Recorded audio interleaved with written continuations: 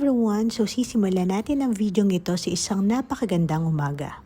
Paggising pa lang namin ng mga bata, handa na ang agahan at may kasama pang kape. At di pa natatapos dyan, siya pa nagpaligo sa mga bata today. Ganyan talaga style niyan pag alam niyang galit ako sa kanya. Kaya naman napakadalang namin mag-away ng matagal. And I think gano'n naman talaga dapat ang mag-asawa, marunong magbigayan.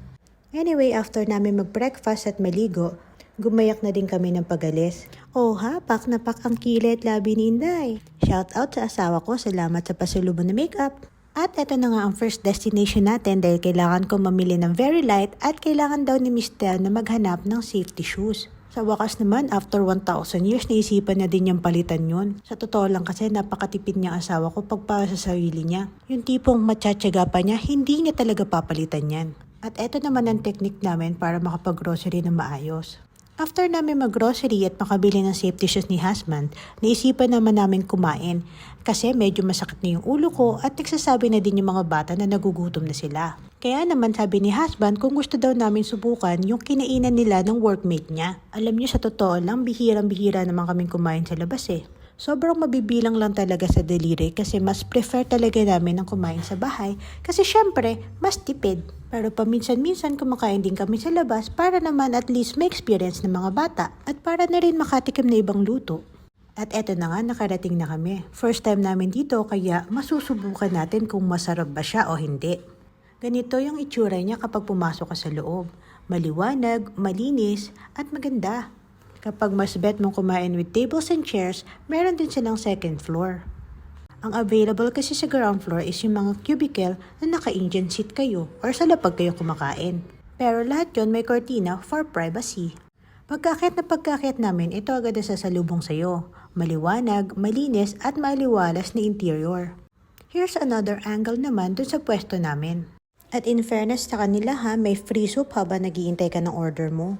At ito nga pala yung in-order namin. Bale, 1 whole chicken na yan with rice.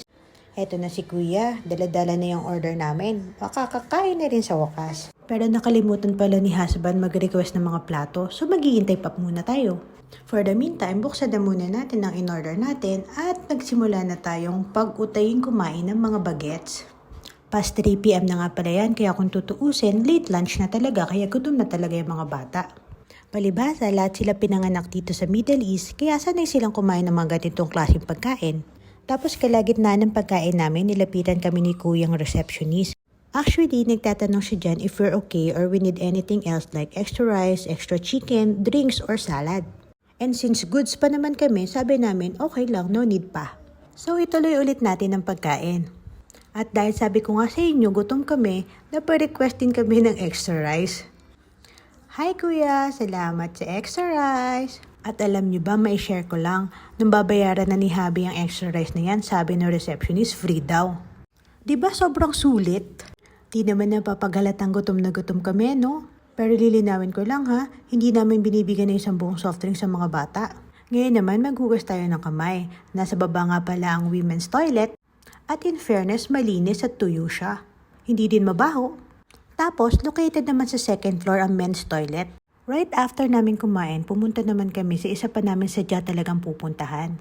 Need talaga namin pumunta dito kasi dito namin nakita na may sale na bigas. Sale din dito ang sibuyas and also sale din dito ang lemon. Kung saan talaga sale ang item, dun kami bumibili kasi we're on a tight budget. Then nung makauwi na kami and natapos na ako mag-ayos ng mga pinamili namin, nag-start naman akong gawin yung assignment ni ate. Grabe lang bilis ng panahon, no? Dati-rati ako lang yung ginagawa ng assignment. Ngayon ako na yung gumagawa ng assignment ng anak ko. Flex ko nga pala dyan yung asawa ko kasi habang gumagawa ako ng assignment ni ate, siya naman yung nagtutupi ng mga damit. Tapos siya din yung magsasampay ng mga sinalang kong lubayan sa washing machine. Kaya alam nyo, sa buhay mag-asawa, mahalaga talaga ang teamwork. Anyway, ito na ang finished product ng assignment ni ate. And to finish this video, I just want to share my takeaways. Number 1, sa buhay mag-asawa, mahalaga ang magbigayan. Dapat parehas kayong marunong magpakumbaba, marunong magpatawad, at marunong umintindi. Kasi nga sa buhay mag-asawa, mahalaga ang teamwork. Number 2, you shouldn't always believe what you see in social media. Just because you see someone flexing something, or enjoying their meal, or even sharing things that makes them happy, you'll already think na They do not have their share of struggles in life. No, they just try to ignore or overcome by sharing things that makes them happy. And lastly, for number 3, sometimes do not deprive yourself of something because you definitely deserve it. But definitely do not fall into confusion na porque want mo is deserve mo. You should also put some limits. Ayun lang for today's video. Thank you for watching. Bye!